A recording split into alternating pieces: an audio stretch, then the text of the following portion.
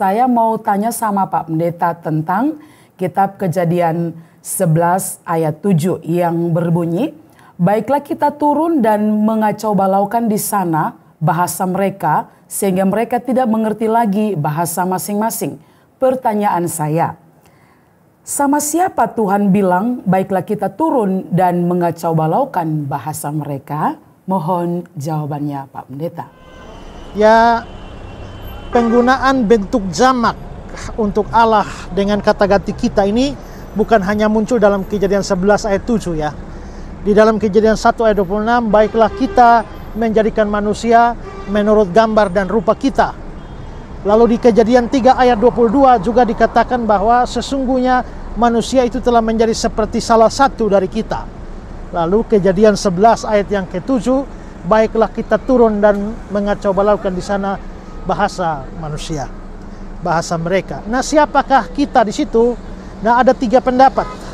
Pendapat pertama itu adalah itu bukan Allah tidak bicara pada siapa-siapa, tapi itu adalah apa yang disebut sebagai the plural of majesty atau plural majestaticus atau jamak kehormatan. Jadi katanya Allah itu begitu besar dalam kebudayaan pada waktu itu, untuk menggambarkan Allah yang maha besar itu, lalu Allah yang tunggal itu dibahasakan dalam bentuk jamak. Makanya dikatakan kita, ya. Tapi masalahnya di sini ini kan bukan Allah yang ngomong untuk menghormati dirinya, makanya dipakai bentuk jamak. Yang ngomong ini Allah sendiri.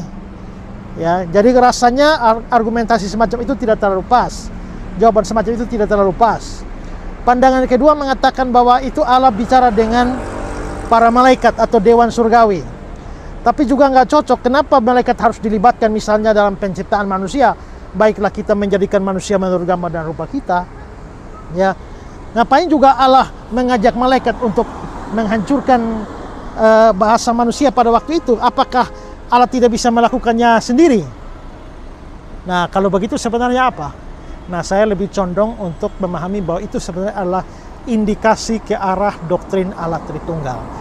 Memang doktrin Allah Tritunggal baru dirumuskan di kemudian hari dan indikasinya makin jelas dalam Perjanjian Baru. Tetapi indikasi awal itu sudah nampak dalam Perjanjian Lama dengan adanya penggunaan kata ganti orang dalam berbentuk jamak yang digunakan oleh Allah seperti 3 ayat yang saya sebutkan tadi. Jadi kalau ditanya itu sebenarnya kita situ Allah itu berbicara kepada siapa? Ya, Allah itu adalah percakapan atau pembicaraan di kalangan pribadi Allah Tritunggal yang dalam Perjanjian Baru menjadi jelas, yaitu Bapa, Anak, dan Roh Kudus.